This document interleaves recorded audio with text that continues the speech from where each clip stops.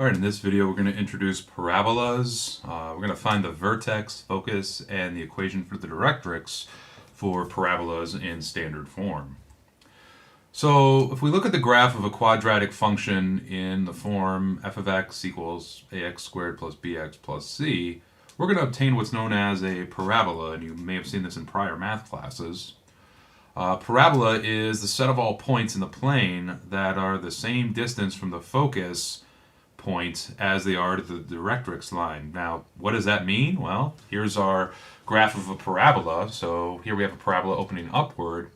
What that definition means is that if you take any point on this blue parabola curve, so let's say we have the point right here, whatever this point is, the definition is saying is if we measure the distance from this point to the focus point, it's going to be the same as the distance from this point to the directrix line, and it's going to be the same for everything else. So this distance from this point to the focus is going to be the same as that distance to the directrix line.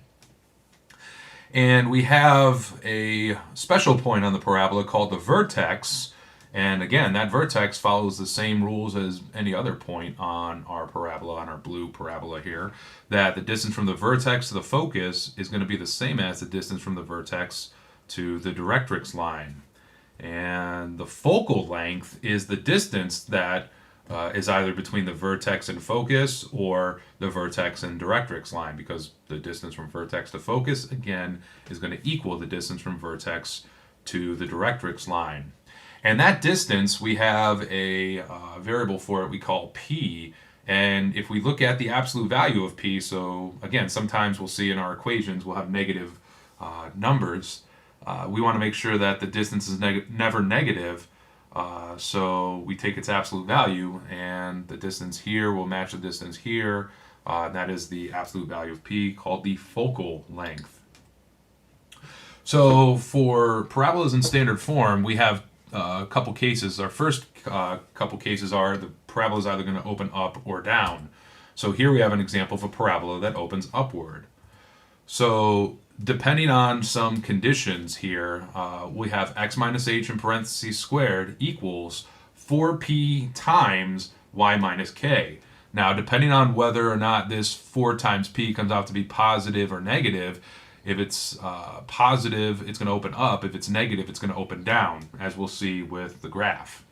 The vertex is of our parabola is h comma k. So it's the h is here, and k is here. Notice again the minus is in front of them, which we'll see what happens with finding the vertex when we look at the equation a little bit later on.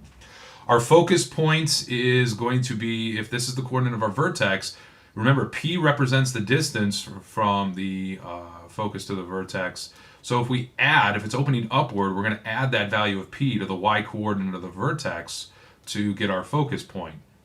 And likewise, we are going to subtract that value of p from the y coordinate to get our directrix line. So keep in mind also our directrix line, if a parabola is opening up or down, is going to be a horizontal line, and the equations of horizontal lines are y equals wherever it happens to intersect the y-axis. All right, alternative to opening up or down is opening left or right, and really the difference between the two equations is we switch the parentheses. So here we had x minus h being squared for opening up or down. Now we have y minus k being squared for opening left or right. We had 4p times y minus k. We switched it. Now we have x minus h over here. So it's really just switching the parentheses around from the left and right. Vertex is still h and k. So again, the h is always associated with the x. The k is always associated with the y. Even here, h is associated with x, k is associated with y. This time our focus point is going to be adding our value of p to our x coordinate of our vertex. And directrix line is going to be subtracting our value of p from our x coordinate of our vertex. And again, if p is positive, our parabola is going to open up to the right. If p is negative, it's going to open up to the left, as we'll see. Now, in prior math classes or in other contexts, you may have seen the equations written in terms of y or in terms of x. So, for instance, this first equation is what you get if you divide both sides by 4 times p. Sorry, my dog was shaking. and then add k to both sides, you'll get this first equation. For opening left or right, if we divide both sides by 4p and then add h, we'll get this second equation. So either this one or this one is fine. Same thing with opening left or right. Either the form here or form here is fine. We're going to work with these forms up here, but just keep in mind that they're equivalent to these forms down here. So if you've worked with these ones in the past and are more comfortable with them, you might want to write your equations that you'll see solving them for either y or solving them for x. So I understand sometimes you're not going to have technology available, so we'll see how to find the vertex easily for these forms. But if you don't have technology available and want to find the vertex real quickly, for y equals ax squared plus bx plus c, the x-coordinate of your vertex is negative b over 2 times a. And then to get the y-coordinate of your vertex, just plug that value that you got for your x-coordinate into your function. So if you don't have technology, it's going to be a little bit of paper and pencil math.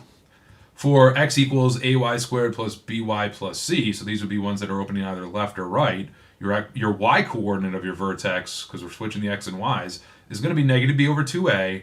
And then to get your x-coordinate, just plug that value into this function, whatever it happens to be. So if you're without technology and your parabolas are in this form or that form, you're going to be okay. But for the most part, we'll be using technology for these.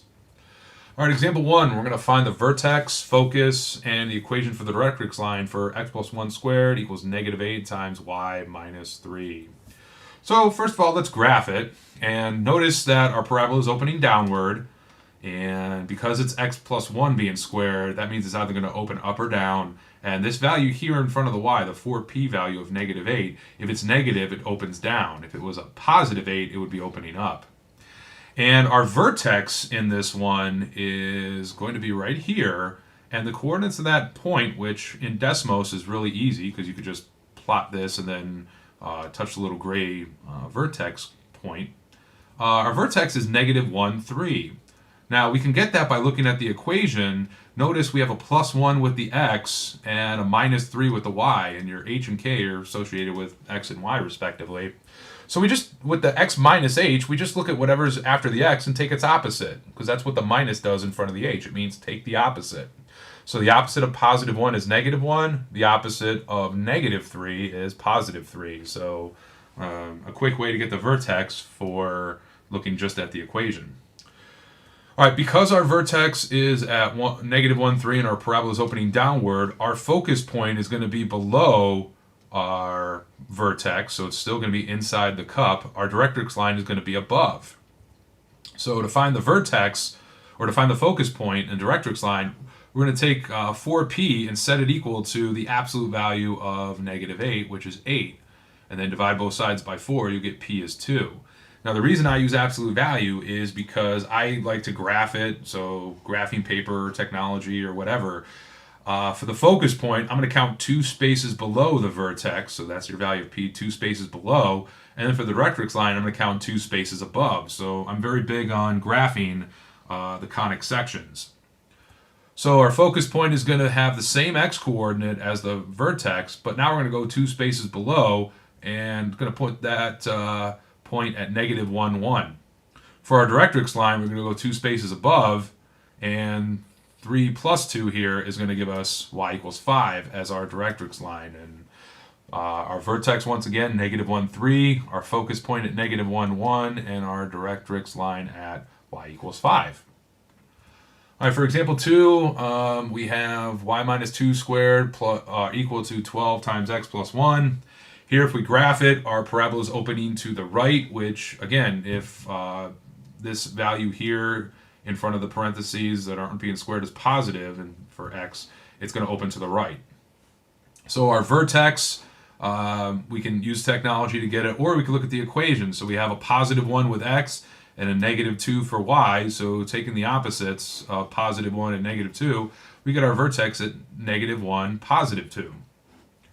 To get our focus point, we'll take 4p equal to 12, which means p is 3. So from this vertex, we'll count 3 spaces to the right to get our focus point, and 3 spaces to the left to get our directrix line, which in this case is going to be vertical. Your directrix line never going to hit your parabola. So counting 3 spaces to the right of our x-coordinate, we're just going to add 3 to -1, and we get a focus point of 2, 2.